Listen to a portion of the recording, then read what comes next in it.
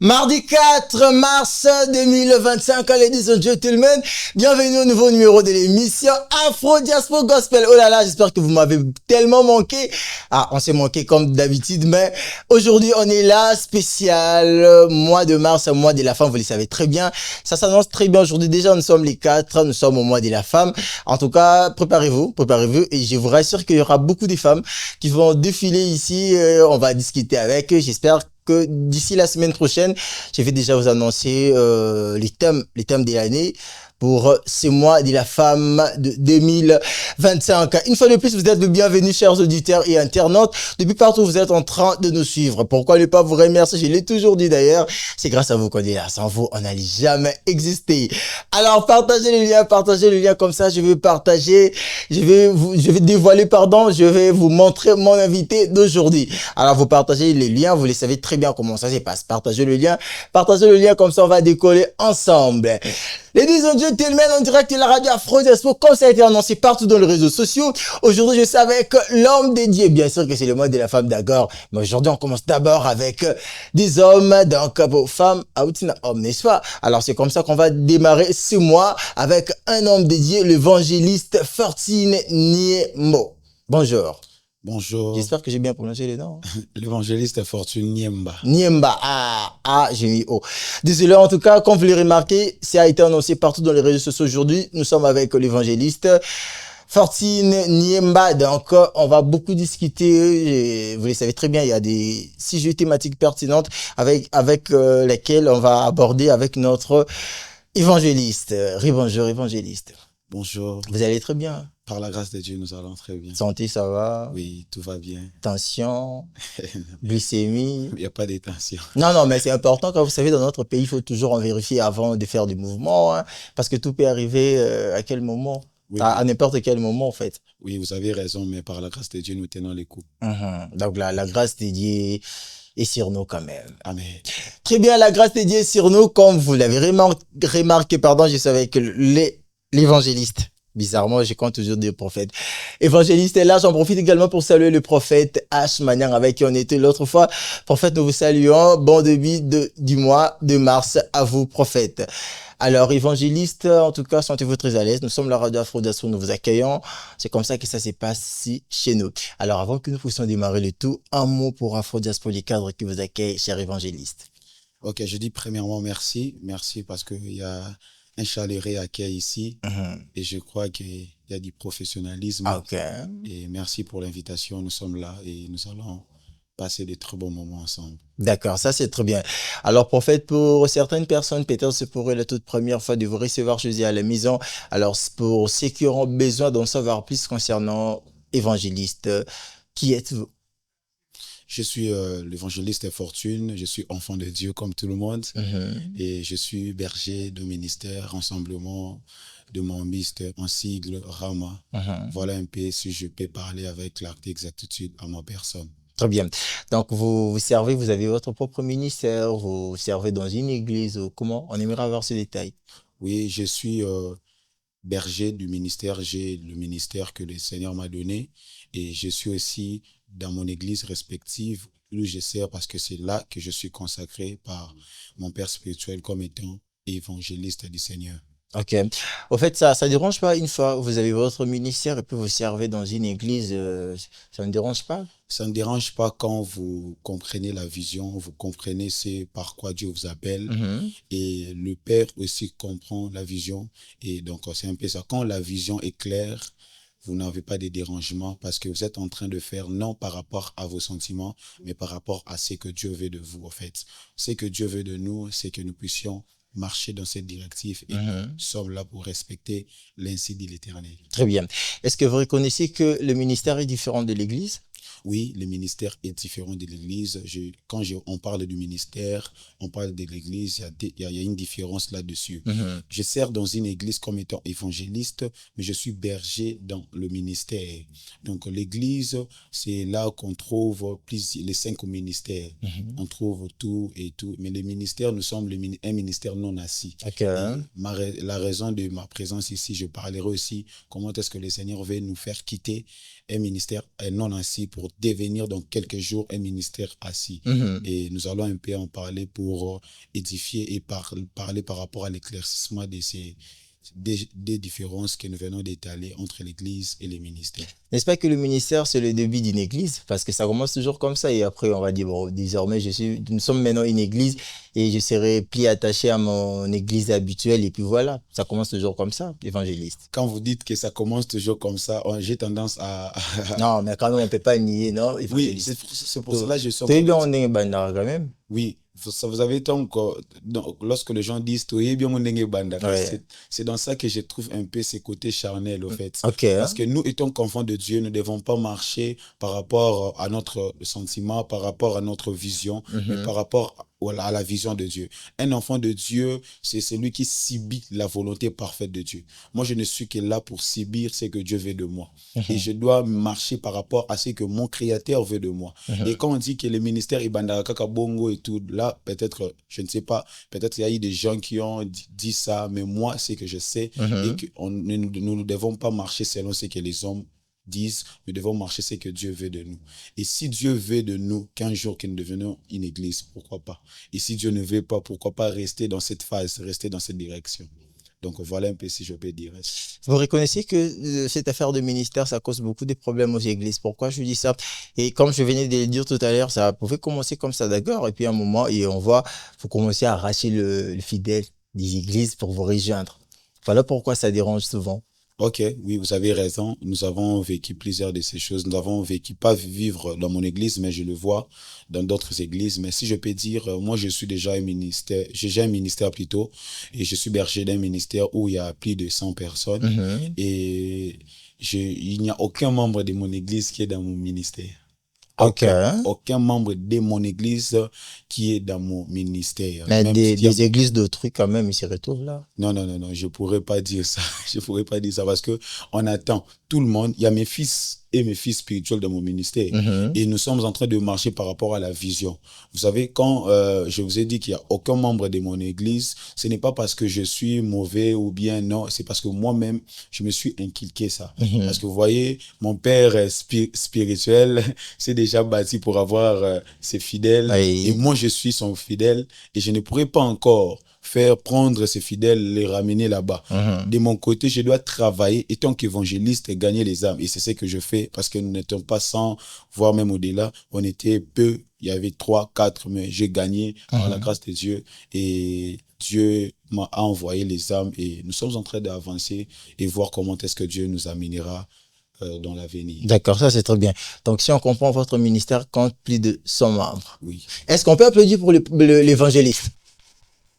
D'accord, 100 membres en tout cas, ça c'est très bien. Voilà, chers auditeurs, vous qui venez de nous prendre en cours, je vous rappelle que nous sommes en direct de la radio Afro Diaspo, bien sûr. On est là pour découvrir de l'émission Afro Diaspo Gospel, l'émission qui vous donne la possibilité et l'opportunité de découvrir en long et en large les talents des artistes musiciens gospel, pourquoi pas aussi de jeunes serviteurs comme aujourd'hui, juste avec l'évangéliste Fortine. Jusque là, ça va, on évolue bien? Très bien. Mais je suis quand même gentil jusque-là. Parce que généralement, quand les gens pensent, non, moi, toi, tu es compliqué, tu n'es pas gentil. Mais avec vous, quand même, ça va jusque-là. Oui, ça va. D'accord. J'apprécie beaucoup. Alors, serviteur, nous le savons très bien, cher évangéliste, servir Dieu tout en étant jeune n'a jamais été facile. Comment vous gérez? Vous êtes jeune. Vous pouvez aussi faire autre chose parce qu'aujourd'hui, nous sommes en train de voir des jeunes se retrouver par-ci, par-là dans des débauches, mais vous choisissez servir Dieu. Comment vous gérez cela avec votre jeunesse? Le service de Dieu et la jeunesse. Oui, le service de Dieu et la jeunesse, oui, c'est très difficile. Là, je ne peux pas mâcher les mots. C'est toujours très difficile pour voir un jeune servir l'Éternel. Mais ce que j'aimerais dire d'abord, la grâce de Dieu est disponible. Mais pour ne pas pour ne pas plonger dans la grâce, parce que plusieurs gens vont dire la grâce est trompeuse et tout. Et pour dire que ça demande d'abord la prise de conscience. Un jeune qui est conscient de ce que Dieu attend de lui, il pourra se discipliner pour faire ce que Dieu veut de lui. Parce que tout dépend de la prise de conscience. Nous sommes jeunes. Je suis né dans une famille chrétienne. Mon père était déjà homme de Dieu. Et quand je suis né, je n'étais pas chrétien. C'est pourquoi je dis toujours qu'on n'est né pas chrétien et on devient chrétien. Et quand j'ai eu la grâce, l'appel de Dieu, et quand je me suis dit que je dois prendre conscience de qui je suis, dans le christianisme et de me battre pour faire la volonté de Dieu. C'est alors que j'ai pris des choses en main et je me suis dit de me discipliner, de ne pas être comme tous les jeunes parce que Dieu a un plan merveilleux pour moi. Très bien, ça se comprend, en tout cas, bien défendu. Alors, prophète, comme nous sommes au mois de mars, donc au mois dédié à la femme, on doit un tout petit peu parler de la femme, non? Pas de problème. J'espère que vous aimez bien les femmes. Pas de problème. Ok. Nous les remarquons aujourd'hui, bon, là, vraiment, je vais beaucoup rester côté ministère. Laisse-moi vous dire que nous avons beaucoup constaté que nos sœurs, qui sont des femmes, en souffrent beaucoup dans le ministère. Ok. Premièrement, je salue toutes les femmes. Ok. Partout. Non, j'ai pas encore fini, évangéliste. Affisez-vous. Les femmes en souffrent beaucoup parce que on a dit que le jeune serviteur dédié, la plupart tourmentent des femmes et prennent des relations amoureuses avec filles-femmes, des églises de leur ministère et qui ne sont pas respectées. Et après, on va connaître des gourmands, on doit connaître des choses qui ne glorifient pas Dieu. Si vous pouvez prendre la part de la femme. Ok, si je peux prendre la part de la femme, vous savez, la femme, la femme, c'est une bénédiction de l'homme. Et ce qui se passe tout autour, ecclésiastiquement ou bien ministériellement, je pourrais dire que ce n'est pas à toutes les femmes, premièrement, il faut souligner cela. Et il y a certains cas qui se passent, peut-être je dirais que ce sont de rises du diable, mais par contre, je dirais que la femme mérite le respect. La femme mérite toutes les bonnes choses, les bonnes valeurs. Mais à ces femmes qui sont peut-être piégées par tout ce qui se passe ou bien victimes de toutes ces choses, je dirais que c'est d'abord la prise de conscience et l'identité, connaître ton identité. Une femme qui connaît son identité se respectera. Le respect de la femme, c'est dans la protection de son corps. Parce qu'une femme qui se respecte ne peut pas exposer son corps. Et je pourrais dire que les femmes qui sont victimes, d'autre part, c'est les femmes qui ne comprennent pas. Là, je parle du pluriel. Les femmes qui ne comprennent pas, au fait, leurs identités. Parce qu'une femme qui se connaît, surtout les femmes qui sont en Christ, qui se connaissent vraiment en eux, ne pourront pas être victimes de ces choses. Quoique même c'est diabolique, ce sont des risques du diable, mais les diables passent toujours par un accès pour entrer, pour détruire. Quand il n'y a pas d'accès, le diable va résister et il fuira loin de nous. Voilà un peu si je peux parler un peu de... Ça a été dit partout, nous le voyons mentionné partout aussi, prétextant que les femmes sont des êtres faibles, et surtout à l'église, parce que généralement nous voyons que des femmes qui tombent à l'église. D'ailleurs, il y a des hommes qui interdisent leurs femmes de ne plus prendre les accès dans les églises, prétextant ce qui se passe dans des églises. Généralement, ce sont des femmes qui vous encouragent, même dans le ministère, même dans des églises. Qu'est-ce que vous en pensez? Vous avez dit quelque chose que j'aimerais un peu parler. Vous avez dit que la femme, les gens disent que la femme est un être faible. Oui, moi, je dirais... par rapport au ministère, par rapport aux églises. Parce que c'est ces santé qui vous encouragent. D'ailleurs, si vous comptez dans le ministère ou des églises, si on peut même compter d'ailleurs parmi vos 100 membres du ministère, peut-être 90 ce sont des femmes et puis 10% ce sont des hommes. Donc voilà pourquoi on a raison de dire que généralement ce sont des femmes qui vous encouragent dans ce que vous faites. Et puis bon, on est ma père, ma bonne bébé, c'est connu quand même. Voilà. Donc elles vous encouragent quand même dans ce que vous faites. La femme n'encourage pas, mais la femme soutient. Parce que l'encouragement est différent du soutien. On peut encourager, mais on ne te soutient pas. Mais quand on parle du soutien, on voit la profondeur. Et la femme, sans la femme, le ministère ne peut pas exister. Parce que même Jésus, son ministère était soutenu par les femmes. La femme soutient l'œuvre de Dieu. Vous verrez même depuis au commencement, voilà pourquoi j'aimerais dire, j'ouvre une parenthèse, la femme n'est pas un être faible, la femme est un être fort. Et la femme contribue à l'épanouissement aussi de l'homme et du ministère. Voilà, même quand le diable voulait détruire, il est passé par la femme. Et la voix de la femme crie tellement forte que Adam n'a pas pu supporter, il a été convaincu par la femme. Pour dire que la femme a une place que l'univers ne peut pas lui enlever dans le ministère. Parce que la femme, elle est conçue pour propulser même le ministère à l'excellence. Mais évangéliste, ça devient quand même abusé par rapport à d'autres faisabilités. Vous allez voir une femme qui part à l'église, elle revient peut-être à 15 heures, femme mariée, engagée, elle revient à 15 heures à la maison, prétextant qu'il y avait des réunions avec le pasteur, on devait faire ça pour le pasteur. Et puis vous allez voir même, il y a beaucoup de pasteurs là, j'espère qu'on ne peut pas se voiler de la face.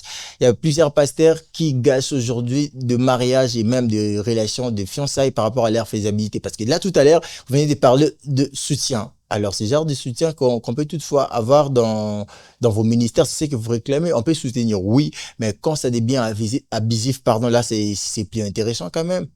Oui, oui, là c'est vrai.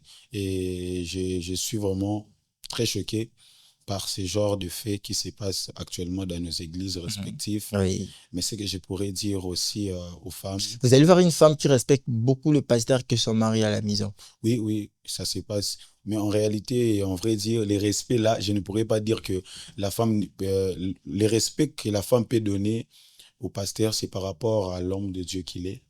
Et il y a aussi un respect que la femme doit donner à son mari. Et là, on parle de la soumission comme la Bible les décrit. Mais si je peux dire aux femmes qui me suivent et que la femme doit savoir faire la part des choses, il y a un temps, vous devez être à l'église, il y a un temps, vous devez être dans votre foyer. Si la femme comprend la répartition du temps, elle saura bien gérer les temps parce que même notre Dieu est un Dieu qui évolue dans les temps. Dieu est un Dieu qui gère bien son temps. Et nous aussi, de notre côté, nous devons savoir que chaque chose a son temps. Il y a un temps où nous devons être à l'église, il y a un temps où nous devons être au travail, il y a un temps où la femme doit être dans son foyer, je ne sais pas moi, dans ses occupations, dans tout ce qu'elle pourra vaquer. Et je crois que la femme doit comprendre ces choses. Parce que si vous donnez trop du temps à l'église, par exemple, comme vous venez de l'évoquer, vous êtes depuis le matin jusqu'au soir à l'église. Je ne sais pas si peut-être c'est une retraite, là je n'en disconviens pas, si peut-être que c'est un programme que l'homme aussi, le mari connaît, là pas de problème. Mais si ça devient un peu en excès, l'excès a toujours abusé. Et je pourrais dire que la femme doit comprendre qu'elle doit gérer son temps. Un temps, elle doit être à l'église. Un temps, elle doit gérer aussi sa maison. Très bien. J'espère qu'on va en finir par cette question. Est-ce que, évangéliste, vous reconnaissez que les femmes sont respectées dans, bon, laissez-moi dire vos églises, oui, permettez-moi. Est-ce que vous reconnaissez que les femmes sont respectées dans vos églises et ministères? Parce qu'aujourd'hui, là, nous trouvons que c'est vraiment compliqué. Vous allez voir un pasteur qui appelle une femme d'autrui pour des séances de prière pour 1-2 semaines à la montagne. Et puis, la femme sera obligée de respecter ce que le pasteur dira. Oui, la femme se sent obligée de respecter ce que le pasteur dit parce que la femme conçoit le pasteur comme étant le canal par lequel Dieu parle, si je peux dire ainsi, ou bien... Est-ce que cela est obligatoire? Non, cela n'est pas obligatoire. Mais si je peux d'abord épingler là-dessus pour dire que si vous voyez une femme être peut-être dans ces choses, elle obéit facilement, c'est peut-être parce que la femme connaît peut-être son père spirituel. Les idées ne naissent pas d'un coup. Peut-être, premièrement, quand le pasteur lui dit ça, la femme comprend que c'est son pasteur. C'est peut-être Dieu qui a parlé. Et maintenant, si la femme, par après, comprend qu'il y a d'autres idées, il y a d'autres stratégies que l'homme utilisait, c'est alors qu'elle va se détacher. Mais si je pourrais dire que les femmes, vous devez comprendre d'abord et vivre dans les discernements, c'est le plus important pour comprendre la volonté de Dieu. Et la femme doit savoir qu'une femme se caractérise par la sagesse qu'elle a aussi de comprendre des choses. Donc, c'est un peu ça. Très bien, 081 258 32 12. Je disais 081 258 32 12, c'est là notre contact. Vous voulez participer à l'émission, prendre part, poser des questions. D'ailleurs, là, nous sommes en direct. J'espère que notre très cher évangéliste va vous répondre concernant des questions que vous allez nous poser. Je répète le numéro est le 081 258 32 12. Comme vous le remarquez aujourd'hui, d'ailleurs, je suis très béni. J'ai suis assisté par un ami, c'est vraiment un ami. Avec lui, on a écrit vraiment, nous continuons d'ailleurs en train d'écrire l'histoire. Et c'est un cadre du média, vous le savez très bien. Il s'appelle Exaucé Quinoa, Bernard. Là, c'est vraiment mon ami à moi. Aujourd'hui, je suis gracié et très béni de l'avoir ici devant moi en train de m'assister. Donc, vous voyez les numéros, j'ai dit, c'est les 081 258 32 et puis 12. J'insiste, je suis assisté par mon grand ami Exaucé Quinoa, Bernard. Voilà, prophète, je vous reviens. Jusque-là, toujours, ça va, non? Oui, ça va. Alors, ça fait mal aujourd'hui, vous allez voir, nous avons une jeunesse très compliquée, très désordonnée par rapport aux effets qui nous arrivent, par rapport à notre façon de faire, par rapport à la faisabilité, donc notre façon de faire des choses. Alors, étant que jeune serviteur dédié, là maintenant, on vous donne l'occasion, en tout cas, si on vous donnait l'occasion alors de prêcher à la jeunesse d'aujourd'hui. Votre caméra est là. Adressez-vous à la jeunesse. Oui, si je pourrais m'adresser à la jeunesse, je dirais que jeunes, peu importe dans le milieu où tu te retrouves, tu dois savoir que Dieu est ta priorité.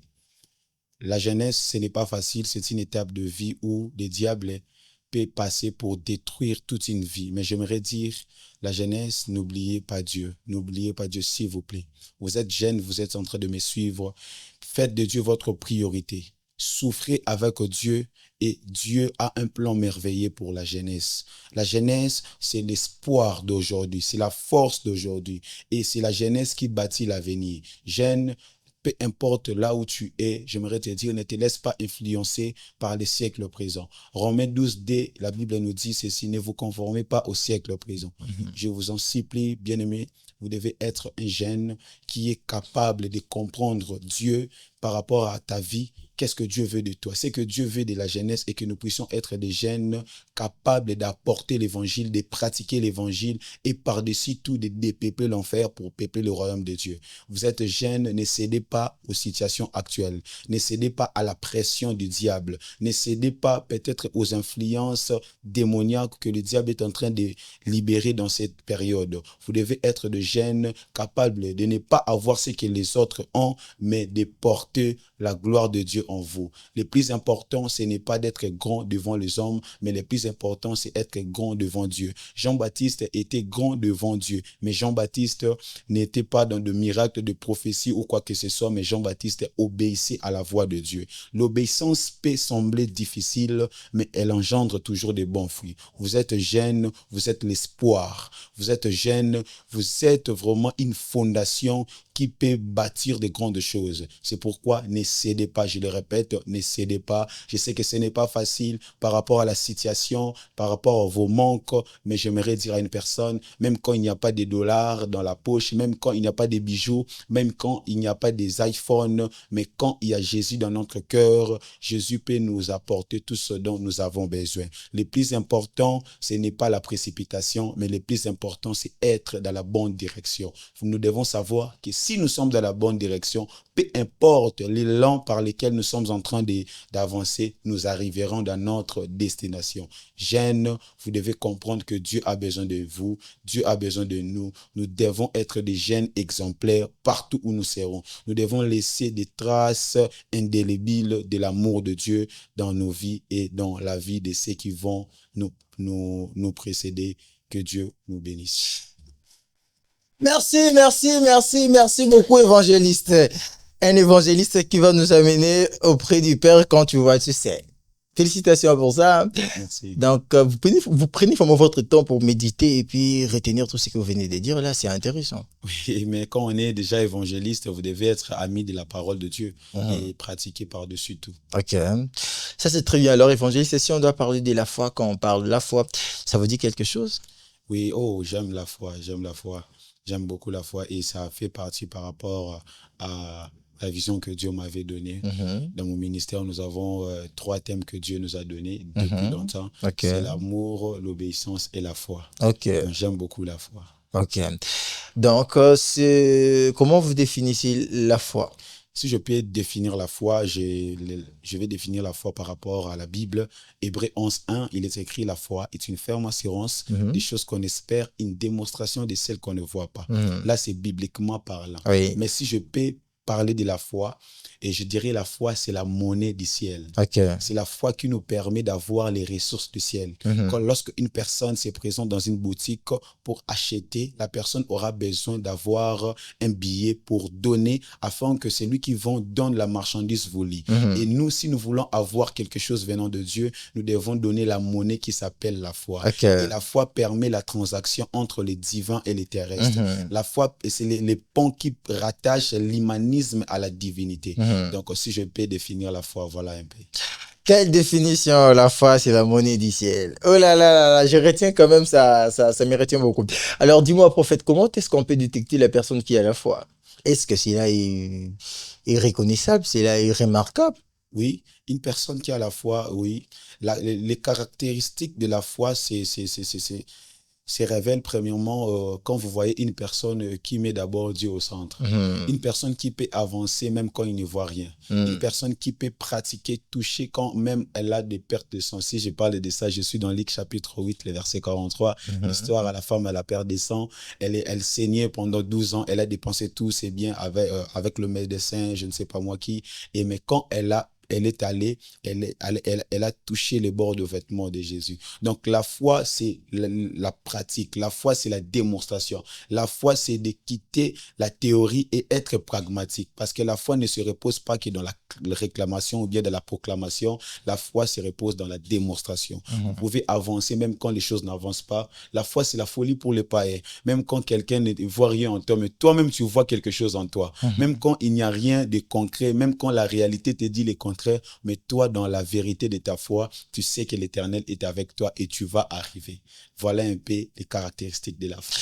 Ça, c'est très bien, on essaie de comprendre, mais entre nous, évangélistes, la foi ne peut pas quand même dépasser aussi des bornes, hein, parce qu'il y a d'autres choses qui... Bon, déjà, de vous-même, vous reconnaissez qu'il y a d'autres choses, il y a des choses qui ne demandent pas que la foi. Bon, si je pourrais dire... Parce que j'ai entendu quelqu'un dire que non, la foi, c'est la folie. Bon, déjà, quand on dit qu'on doit expirer aux choses qu'on n'a pas encore vues, ça veut dire que c'est une partie de la folie. Oui, la foi, quand on dit que c'est la folie pour les païens. Vous savez, la foi peut tout faire.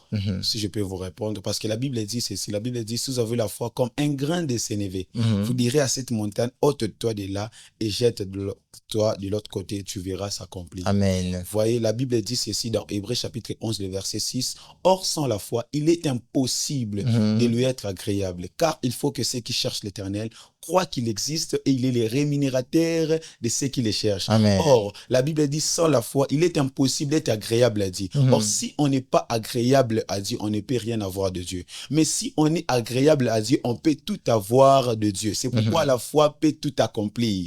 Parce que quand Dieu nous agrée, Dieu peut nous donner tout parce que c'est Dieu qui est le créateur de l'univers. La créature appartient au créateur qui est Dieu. Et si tu es agréable au créateur, tu peux dominer, régner dans la créature.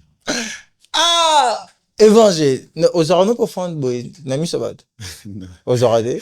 Ah, malheureusement, je n'ai rien appelé ça quand même au front. Félicitations. En tout cas, moi, j'ai toujours l'habitude d'encourager les gens qui arrivent ici chez moi. En tout cas, c'est pas facile de servir Dieu tout en étant jeune. Quand vous êtes là en train de parler, je vous observe, je me dis, mais non.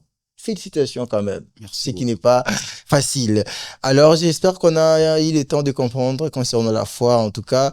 Et puis, malheureusement, nous chutons petit à petit vers la fin de notre interview d'aujourd'hui. Mais on est encore là pour quelques minutes. Alors, évangéliste, on doit revenir pour parler de notre ministère. C'est quoi déjà le nom du ministère? Rassemblement des mahomistes, RAM en sigle. Ok, vous vous réunissez où? Vous avez déjà votre adresse ou vous le faites toujours à la maison? Nous avons notre adresse, le siège du ministère actuellement. Le siège du ministère, c'est sur l'avenue Djolou, dans la commune de Kassavubu, numéro 51, entre la direction Gambela et Chaba. Voilà un peu l'adresse du ministère. Ok, mais il y a quand même catégorie. Vous avez quand même des catégories de gens ciblés qui peuvent avoir accès? Ou tout le monde peut venir sans problème? Tout le monde peut venir. Les portes du ministère sont ouvertes, c'est tout le monde. Et d'ailleurs, nous ouvrons nos portes officiellement, c'est le dimanche 16 mars 2025 qui sera le culte inaugural pour relancer nos cultes de dimanche soir. Parce que jusque-là, nous avons eu des programmes au Jardin Botanique. Nous nous réunissons chaque mardi au Jardin Botanique de 9h à 12h. C'est le Jardin Botanique qui est le terrain de notre évangélisation. Et c'est là que Dieu nous bénit avec des moments forts, prophétiques, de guérison, de miracles. Il y a plusieurs témoignages chaque mardi de 9h à 12h au Jardin Botanique de Kinshasa, non loin du marché Zando. Ah, ça, c'est très... Donc là, vous invitez tout le monde. Là, on invite tout le monde. Mais il faut aussi inviter les étudiants de l'IPC, non? Oui, oui. Ou bien c'est bon. Oui, tout le monde. Bon, bah, c'est un peu moins compliqué. Hein. Les étudiants de l'IPC, Bana Saint-Jean, Linikin, Lista, partout. IFASIC aussi. IFASIC. Et nous avons pas mal d'étudiants. IEC. IEC, tout le monde. En tout cas, tous les étudiants de n'importe quelle université, institut, je ne sais pas moi, quelle faculté, quelle filière que vous êtes en train de faire, les portes sont ouvertes. Si vous êtes au Jardin Botanique, les mardis à 9h, même à la porte, si vous dites, moi, je suis venu à la prière de l'évangéliste Fortune, on va vous diriger tout droit là où nous prions, là où nous nous réunissons, et l'Éternel va vous bénir. À ma jeunesse, vous devez retenir que tout est permis, tout n'est pas utile comme le dit la Bible en tout cas. Au lieu de rester tout le temps à la maison en train de faire ces TikTok, penser comment devenir influenceur demain, vous pouvez également servir Dieu en tout cas, ça ne coûte rien, ça ne demande rien également. J'espère que vous avez suivi l'évangéliste Fortune, il nous a vraiment beaucoup parlé, en tout cas moi personnellement je suis très édifié, d'ailleurs Nénep Sofrande il a refusé de lui-même, mais j'espère que prochainement il pourra quand même prendre mon offrande. Alors prophète, j'espère qu'on va se séparer. Et dans quelques minutes, là, vous avez un message à donner? Oui, j'ai un message. J'aimerais dire que c'est dimanche, le dimanche plutôt, 16 mars 2025. Nous avons notre culte inaugural. Oui. Et là, ça sera le dimanche à partir de 16h. Et Mhm. partout où vous êtes, venez. Venez, Dieu ne manquera pas de nous faire du bien. Ok. Et nous nous réunissons aussi chaque vendredi, nuit de prière, Mhm. sur l'avenue Djolou, numéro 51, entre Diasso Gambela et Chaba. Vous avez des problèmes, vous avez des soucis, vous voulez écouter Dieu, vous avez besoin de directives, vous avez besoin que Dieu se manifeste. En tout cas, je n'ai pas beaucoup de commentaires. Mhm. Venez vous-même vivre la manifestation de Dieu au travers de votre vie. Et j'aimerais aussi marteler sur le fait que nous sommes là, en cas de besoin, nous venons, s'il y a un problème, il y a un malade, une maladie qui ne cesse qui ne quitte pas votre corps, nous pourrons descendre sur terrain et prier et Dieu va se manifester. En tout cas, nous sommes là pour la gloire de Dieu. D'accord. Et maintenant, prophète, évangéliste, pour ceux qui veulent vous contacter, peut-être, il y a comme vous avez dit, il y a des cas de maladie dans des maisons, par-ci, par-là, parce que moi aussi, j'ai des amis sorciers, c'est vraiment, ils doivent avoir votre numéro, et puis voilà. Ok, pour avoir mon numéro, c'est simple, plus de 143 85 44 25 418. Plus de 143 85 44 25 418. Sur Facebook, Oui. vous tapez évangéliste Fortune Niemba. Sur Facebook, sur TikTok, Fortune Niemba. Je suis là. Écrivez-moi n'importe quelle heure, je vais vous répondre. Voilà un peu. D'accord, ça c'est très bien. Alors, évangéliste, nous, ici, on a toujours des rubriques qu'on a l'habitude de faire chaque fois. Malheureusement, je vous ai épargné dans certaines rubriques parce que vous n'êtes pas chanteur, vous ne chantez pas. Mais la dernière, en tout cas, ça va pas vous rater, hein. Et laquelle, c'est juste que vous allez désannoncer l'émission. Là, maintenant, vous allez devenir journaliste, vous allez regarder votre caméra, et puis vous allez désannoncer l'émission, et puis moi, je le ferai juste ensuite. Mais c'est la bataille. Et puis, on va voir entre vous et moi qui va gagner. C'est très simple. Alors que nous sommes à la fin, vous pouvez désannoncer l'émission. C'est à vous. Bon, ce que je pourrais dire, en tout cas, merci d'abord. Merci parce que c'était un privilège et Dieu nous a fait tellement du bien. Et je vois vraiment, il y a plusieurs serviteurs de Dieu qui passent ici. J'aimerais aussi dire à tous ceux qui nous suivent, en tout cas, premièrement, de s'abonner. Je sais que vous avez un compte YouTube, Oui. de s'abonner. Et Dieu nous a fait vraiment du bien. En tout cas, merci pour la personne où vous êtes, avec un grand cœur que vous avez. Non, non, non, évangéliste, ne me flattez pas. Là, jusque-là, je ne suis pas convaincu. Au fait, vous êtes trop sérieux quand même dans ça. Donc, vous devez vraiment prendre ma place pour le faire mieux, évangéliste. Devenez journaliste. Je vous donne vraiment l'opportunité, cette possibilité de devenir journaliste. Alors, avec votre façon de s'habiller, j'espère que c'est top. Déjà, c'est bon. Alors, c'est à vous. Évangéliste. J'aurais du mal à les faire, en fait. Ok. J'aurais du mal à les Non, faire. mais je peux quand même vous montrer si vous voulez. Allez-y, allez-y. On peut les faire ensemble, comme ça. D'accord, j'espère que ma caméra est au milieu. Notre caméra, c'est au milieu. Alors, on va regarder la caméra qui est là de deux. On va le faire. Chers auditeurs. Chers auditeurs. C'est comme vous le faites à l'église, non? Ouais. Le va koloyesu, et puis nous, on dit koloyesu. Alors, les langues à ce qu'on a vu, hein. Alors, on va dire chers auditeurs. Chers auditeurs. C'est la fin qui justifie les moyens. C'est la fin que justifie. C'était l'Afro-Diaspora Gospel. C'était l'Afro-Diaspora Gospel. Avec Francis Kanza. Avec Francis Kanza. Et moi, l'évangéliste Fortune. Et moi, l'évangéliste Fortune. C'est par ici. C'est par ici. Que je vais vous dire. Que je vais vous dire. Je vous présenterai ma fiancée bientôt. C'est la fin qui justifie les moyens des autres. Nous sommes à la fin de notre tranche gospel d'aujourd'hui. D'ailleurs, je remercie tout le monde. J'ai été assisté aujourd'hui par mon ami Exoseki Noah Bernard. Je remercie également l'équipe technique avec qui j'avais travaillé. C'est grâce à lui que je suis arrivé chez vous à la maison. Je remercie Rissel. Je remercie également Justin et toute l'équipe de la radio Afro Diaspo. Quant à moi, je vous dis au revoir et on se retrouve la semaine prochaine. C'est parti. On applaudit.